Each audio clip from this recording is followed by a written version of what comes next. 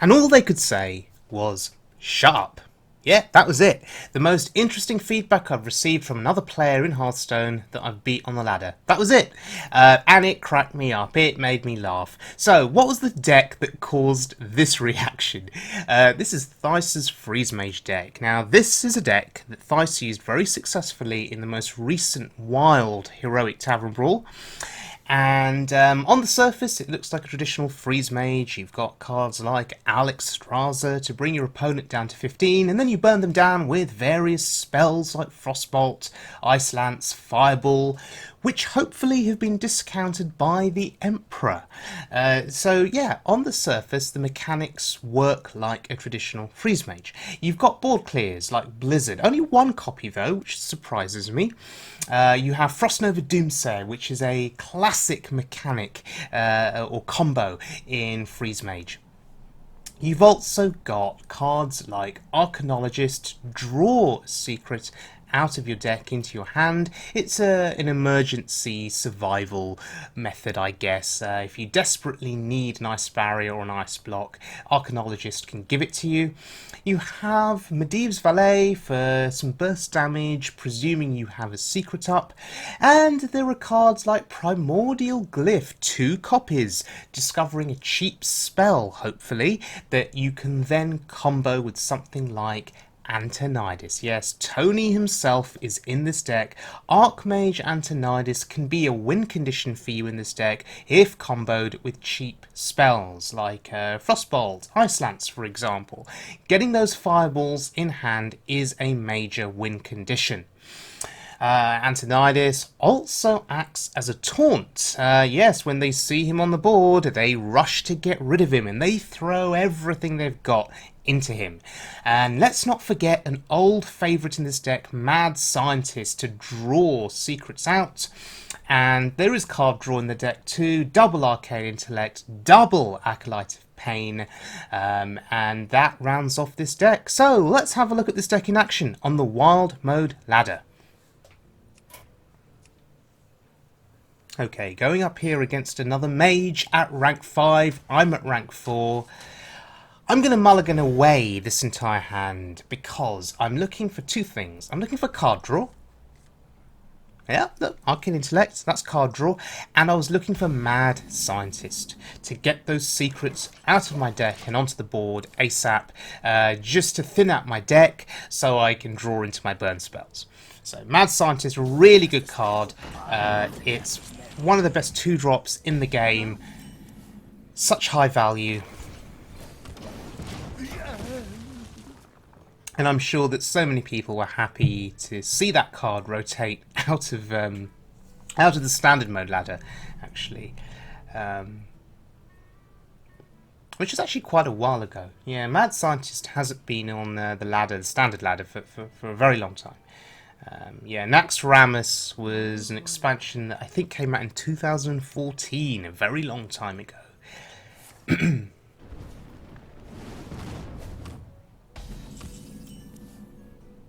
Right, we can draw here.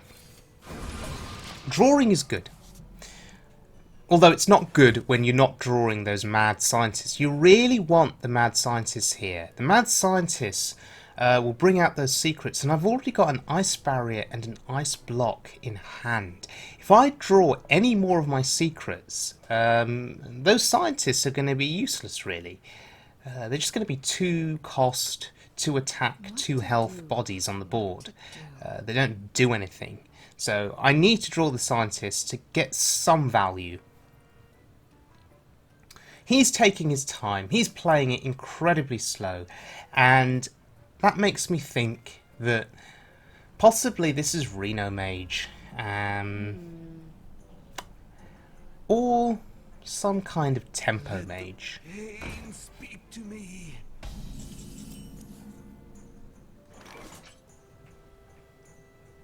I could play the glyph here to get a cheap spell that could deal with the Acolyte. So Frostbolt would be good. Those are not good, unfortunately. Forbidden Flame can't kill the Acolyte. So I take the missiles to combo with Antonidas here. for a future turn. And I think playing the Doomsayer is reasonable because it's going to limit him to only drawing one card. Because what he could do is he could ping the Acolyte and then attack face, pass, and yes, he draws one card, but at the very least we get rid of his Acolyte. If that Acolyte stays on the board, it's just going to get pinged every turn, and he'll draw 3 cards from it, so let's stop that from happening and only let him draw 1 card.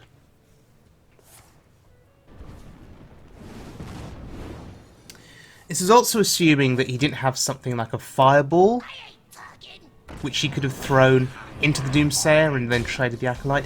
Now that was pretty good for me. Seeing the rat bring out Thalmos was really good, because if the rat had brought out the Emperor, I would have been really, really sad. And historically, I've had really bad luck with Dirty Rat, drawing out cards from my hand that I don't want it to draw out. So anyway, here we just, we draw. Drawing is really important. We need to be really conscious of how many cards we have in our hand here. We have 8 cards in hand. And we're going to draw a 9th card now, so we don't want to put ourselves in a position where he could mill us or cause us to overdraw.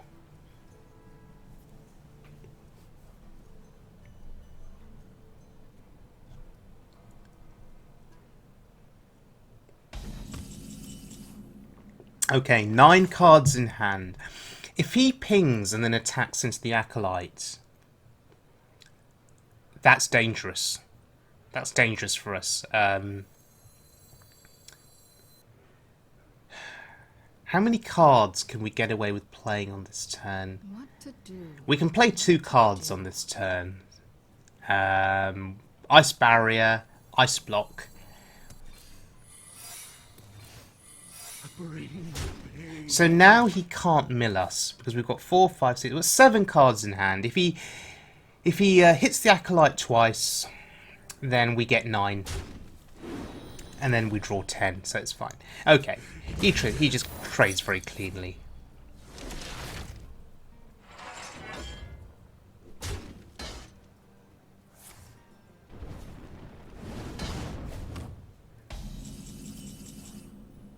Okay, 9 cards in hand. We're really happy. We're really happy to have the Emperor in hand, because we have Antonidas in hand. And getting a discount on Antonidas is really, really good. So we're just drawing here. And the reason we're drawing cards is because we're setting up a future turn with the Emperor. That's what we're setting up. Here's our problem. This looks like a Reno Mage. So you can burn them down over a couple of turns, but then, before they die, before their ice block gets popped, or after it gets popped, they play Reno. And you've used all your burn spells, but the enemy, the opponent, is back to 30 health, and you're really sad, and you have no more burn spells to use. So this is where Antonidas is really going to come in handy. If we can get some fireballs out of Antonidas, it could give us enough burn to kill him. A game? So kind of you to join me. And there's Medivh, oh dear. Okay. So, what do we do here? The end is coming! Doomsayer seems fine. I mean, when else are we going to get big value off of a Frostnova Doomsayer turn? The benefit of doing it on this turn, it means that we don't take 7 to the face. And a second side benefit would be that the Doomsayer actually goes off, because I'm expecting a fireball here and a ping to kill the Doomsayer. Depends on what he wants to invest, or if he wants to save his burn spells for my face. That's the key. He may also have Polymorph, but he may be saving Polymorph thinking that Antonidas could be coming down, or Alexstrasza. So the Doomsayer did the job. That was pretty good. And now we can get the discount. We can get a massive discount here on quite a few cards. And I actually value doing 3 damage to his face. right here and right now, because I'm going to make the assumption that the Emperor is going to be dealt with, and so I want something else on board that can hit face. Doing damage to face here is pretty important. Chip damage is good, because it sets us up to then play other spells to kill him quicker. But no, he flame strikes. Fine. And now we go all in with Tony.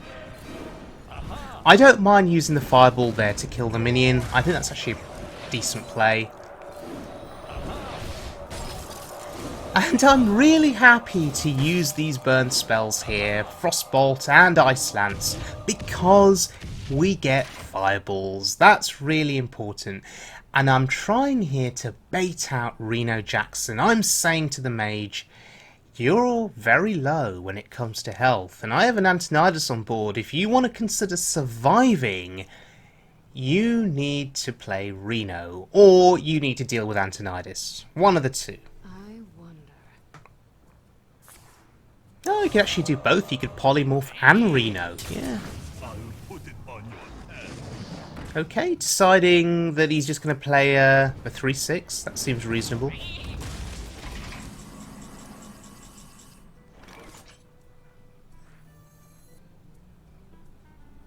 I could just throw fireballs at his face here. You see, putting him down to 15 did not bring out Reno, so there could be an assumption here that he doesn't have it. And if he doesn't have it, I could kill him over 2 turns. That's pretty significant. And if he does play Reno, Alexstrasza is in hand, and this is the dream.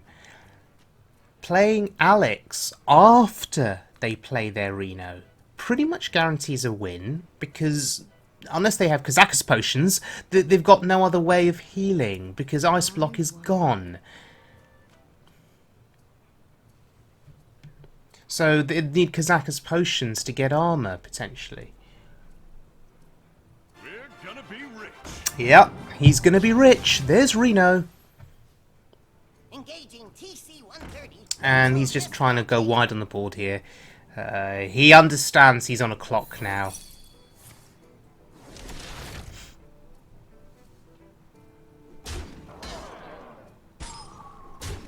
Really interesting. He doesn't trade. Huh.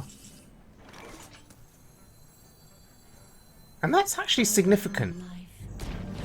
Because look, I put him to 15 and I do an additional 2 damage to his face there with the 2/3. And he's at 12 now. He is in double fireball range. If he'd killed my 2/3, he'd be at 14. Which would save him from fireball pings. That's only 13. So, interesting.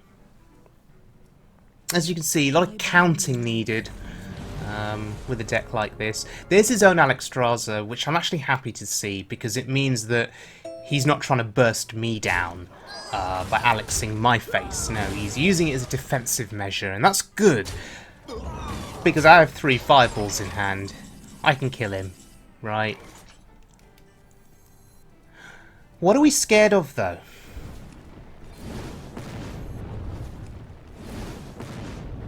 We're actually scared of Kabbalist Tome and Primordial Glyph. That's what we're scared of, because he could draw an Ice Block from those cards. So we're going to ping the face rather than playing the Mad Scientist. We're actually valuing every bit of ping damage we can get.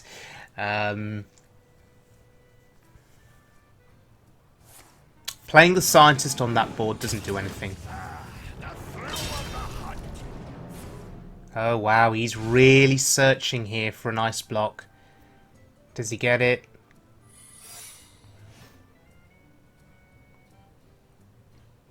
No, he gets a secret. We're not entirely sure what that is.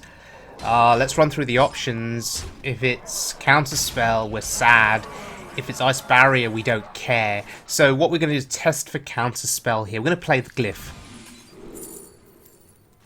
Okay, it's not Counterspell. So it could be Ice Block. So if it's Ice Block, we ping first. And then Fireball. Ah, it's not. Great. We win.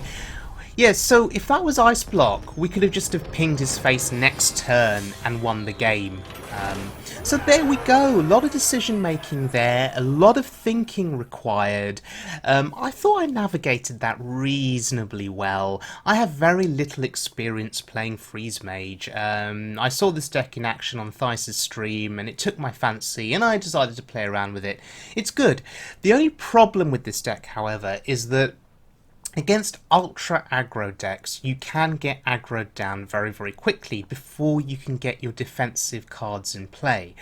So certain decks can kill you, like Pirate Warrior for example, or even a Token Druid with a really good start and a Savage Roar. You spend turn after turn, let's say, pinging and playing Arcane Intellect, and on those few early turns that you're doing that, they're building up a board and they just kill you before you can get an Ice Block in play, before you can get a Blizzard in play, before Alexstrasza arrives. I mean, of course, by then it's too late. Turn 9, you're just dead. You're probably dead on turns 5 or 6. So that's the only issue. Ultra aggro decks can burst you down before you can draw those board clear cards.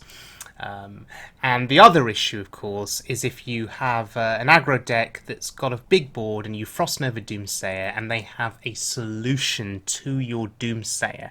With Shaman, it can be hexed, for example. With Priest, you know, Shadow Word Pain. There are various ways of dealing with the Doomsayer. So this was still a fun deck to play though, and I think it's still good on the ladder. I don't know if I'd call it tier 1, but I'd certainly call it effective if you are a player who can think about their turns, think ahead about their turns, take your time, make rational decisions. If you're a player that can do that, then this could be a good deck for you. Well, thank you very much for joining me. I hope you enjoyed the video. If you did, please subscribe, and I'll see you all again very soon for more Hearthstone fun.